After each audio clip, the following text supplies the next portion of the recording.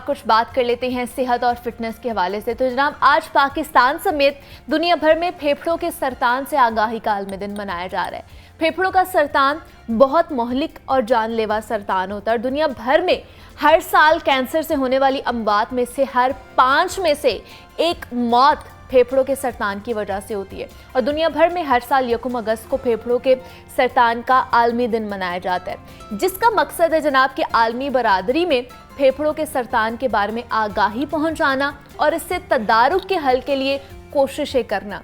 फेफड़ों का सरतान ज़्यादातर सिगरेट नोशी और आलूदगी की वजह से होता है। एक रिपोर्ट के मुताबिक बताया जा रहा है कि 94% फेफड़ों के सरतान में बुनियादी जो वजह होती है वो तंबाकू नोशी होती है।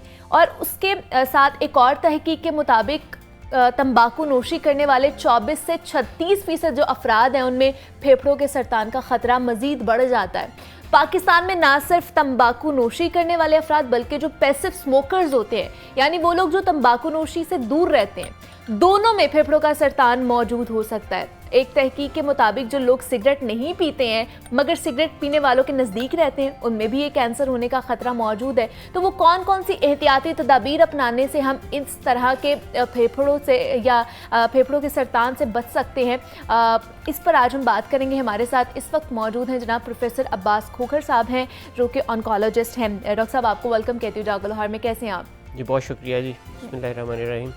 फेफड़ों के सरतान के ऊपर आपने प्रोग्राम किया, ये बड़ी अच्छी बात है जी। आगाही मिलनी चाहिए लोगों को।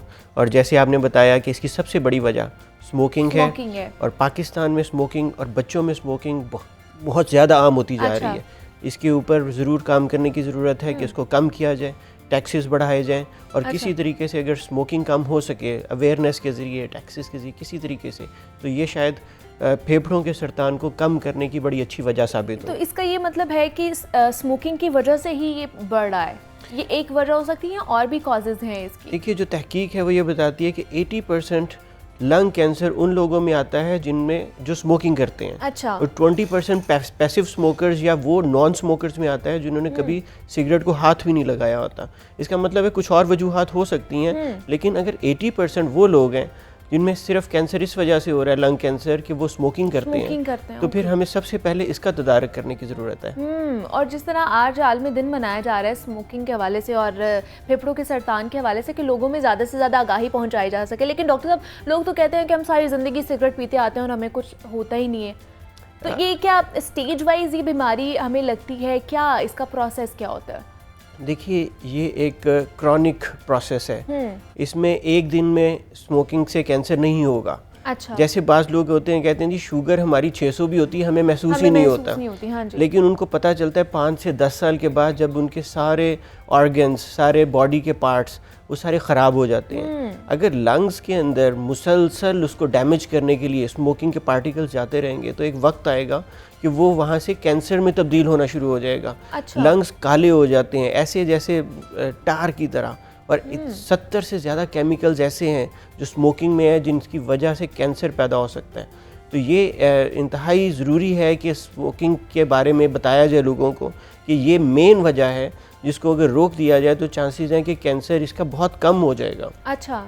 लेकिन फिर इसको क्या इलाज है, किस तरह रोका जा सकता है लोगों को? देखिए, इसमें एक तो यही अवेयरनेस वाली बात है, इसको हमें अपने करिकुलम में बच्चों के सिलेबस में बताने की, हैंड हाइजीन, सफाई का ख्याल करना, स्मोकिंग कितनी बुरी चीज़ है, नशे की आदत कितनी बुरी चीज़ है, ये हमें अपने स्कूलों में और छोटे बच्चों से लेके चलना चाहिए। और ग्रेजुअली इसकी रिपीटेड रिमाइंडर्स हर जगह पे, हर लेवल पे होने चाहिए। और ये नहीं कि एक दिन हमने लंग कैंसर डे मना लिया तो ये काफ़ी होगा।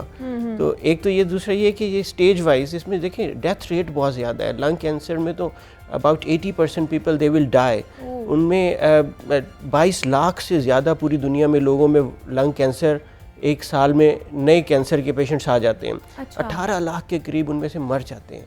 आप खुद सोचिए कि ये कितनी बड़ी और ये इतना ज़्यादा है ये डेथ रेट कि जो सारे बाकी के कैंसर्स मिला के भी इसके बराबर नहीं जाते हैं। तो ये सबसे ज़्यादा होने वाली है कैंसर की जो स्टेज है। तो मुझे बताइए फिर अर्ली अगर इसके साइंस एंड सिम्टम्स के बारे में पूछे तो क्या हो सकते हैं इसके साइंस? देखिए, इसमें लंग कैंसर में स्क्रीनिंग भी आ चुकी है। Low dose CT scan annually high risk population में जिन्होंने स्मोकिंग की हुई है उनको ये ऑफ़र किया जा सकता है। लो डोज CT स्कैन करवाएं, उसमें छोटा कैंसर भी जल्दी पकड़ा जा सकता है, नंबर 1। नंबर 2 ये है कि हमें ये बताने की ज़रूरत है कि स्टेज 1 उसमें 80% के अराउंड चांसेस हैं कि पेशेंट बच सकते हैं। अच्छा। और अगर स्टेज बढ़ती चली जाती है तो लंग कैंसर की वजह से डेथ के चांसेस बढ़ जाते हैं। 5 year survival is less than 20%। बहुत कम लोग ऐसे होते हैं जो लंबा जी सकते हैं जब लंग कैंसर डायग्नोज हो जाता है, क्योंकि ये बहुत तेज़ी से फैलने वाला कैंसर है। अच्छा, लेकिन ये तो टेस्ट के थ्रू हम लोग पता कर सकते हैं ना कि ये है कि नहीं है, लेकिन क्या ऐसे साइंस एंड सिम्टम्स हमें खुद भी पता चल सकते हैं कि जिससे पता चले कि हमारे लंग्स जो है वो डैमेज होते जा रहे हैं? देखिए, रिस्क फैक्टर्स को हमें नोटिस करना ज़रूरी है कि रिस्क फैक्टर्स क्या हैं। बहुत सारी ऐसे कैंसर्स आते हैं जिन्होंने कभी स्मोकिंग नहीं भी की होती है, लेकिन उनके पास कोई ऐसी वजह नहीं होती, लेकिन फिर भी कैंसर हो सकता है। तो हाई रिस्क पॉपुलेशन को कंसंट्रेट करने की ज़रूरत होती है ताकि हमारे रिसोर्सेज अच्छी जगह पे लग सकें और हम उसमें से यील्ड ज़्यादा ले सकें, हमें ज़्यादा पेशेंट्स ऐसे मिल सके जिन्हें हम बचा सकते हैं। दूसरी बात ये कि जहाँ तक सिम्टम्स का सवाल है, वो बहुत ओवरलैप करती हैं चीज़ें। अब अगर कफ आती है और क्रॉनिक कफ है तो वो एस्थमा की वजह से भी हो सकती है, खुदा न खास्ता लंग कैंसर की वजह से भी हो सकती है। मैं ये नहीं चाहता हूँ कि पॉपुलेशन को इस बात पे डराया जाए कि आपको कफ आ रही है, क्रॉनिक कफ है, बार बार कफ आ रही है और उसकी वजह कुछ और हो और हम उन्हें कह दें कि शायद ये लंग कैंसर है। हाँ, सिम्टम्स आएँ तो ज़रूर अपने डॉक्टर से रुजू करना चाहिए, प्रॉपर इन्वेस्टिगेशंस होनी चाहिए और पता चलना चाहिए कि बीमारी की वजह क्या है, क्योंकि कैंसर का जब नाम आ जाता है तो मरीज़ बहुत डर जाते हैं। हाँ तो जी, इसलिए ये बलगम का आना, वो कफ आना, लेकिन अगर कफ के साथ खून वगैरह आ रहा है तो इसको ज़रूर इसको फॉलो करना चाहिए, इसकी वजह मालूम करनी चाहिए। ये भी खून भी आना कफ के साथ या बलगम के साथ। और दूसरा डॉक्टर साहब, मैंने देखा है कि जो बहुत ज़्यादा स्मोकिंग करते हैं उनकी जो ज़बान का कलर है वो भी चेंज होना शुरू हो जाता है। जी, उनका तो बलगम वगैरह भी काले रंग का होता है, ब्राउन या काले रंग का होता है। वो तो जैसे लंग्स बहुत बीमार हो गए होते हैं, वो काले हो गए होते हैं। अगर उनके वो ऑटोप्सीज होती हैं ना, जो लंग्स की निकाले जाते हैं इसके बाज़ लोगों के, तो वो तो बिल्कुल ब्लैक होते हैं और पता नहीं वो कैसे सर्वाइव करते हैं। आप खुद सोचिए कि अगर हम एक स्मोकिंग वाली जगह पे खुद खड़े हो जाएं, हमारा रंग काला हो जाता है, मुंह काला हो जाएगा धुएं से, और वहाँ पे खड़े होने को दिल नहीं करता। और वो लंग्स वो हैं जो स्मोकिंग की वजह से कॉन्टीन्यूसली उसको एक्सपोज हो रहे हैं। हाँ, तो इसकी अगर फर्स्ट स्टेज पे क्या काबू पाया जा सकता है इस कैंसर को, फेफड़ों के कैंसर को? कैंसर का असूल हर जगह पे यही है कि जितनी जल्दी कैंसर पकड़ा जाए उसकी ट्रीटमेंट के चांसेस उतने अच्छे हैं कि क्योर हो जाए। स्टेज 1 में बहुत अच्छे चांसेस हैं, 80% patients they will survive, but in stage 2 about 50% patients they can survive. और स्टेज 3 और 4 तो ये इनक्योरेबल कंसिडर होते हैं कि इनमें शायद बीमारी को ख़त्म नहीं किया जा सकता। अच्छा, तो फिर हर जो कैंसर होता है, फेफड़ों का कैंसर, उसमें कीमो ही कराई जाती है या रेडिएशन के थ्रू भी इसको किया जा सकता है? देखिए, इसमें इंडिकेशंस हैं, कीमोथेरेपी, रेडिएशन थेरेपी, सर्जरी, और इसके अलावा अब नई दवाइयाँ आ रही जैसे इम्यूनोथेरेपी, टारगेटेड थेरेपीज़। इसमें बड़ी एडवांसमेंट आ रही है, इसमें स्लोली बट ग्रेजुअली प्रोग्रेस कर रही है साइंस। लेकिन अगेन जब हो जाता है तो उससे पहले बचाना ज़रूरी है। मोटो ये होना चाहिए, ऑब्जेक्टिव ये होना चाहिए हमारे अवेयरनेस कैंपेन का कि किसी तरह से ये हो ना।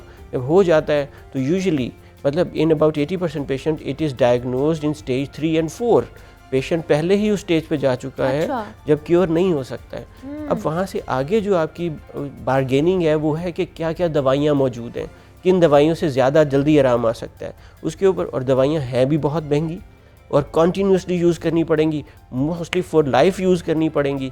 फिर भी कुछ लोगों को फ़ायदा होता है और कुछ को उनसे भी फ़ायदा नहीं होता है।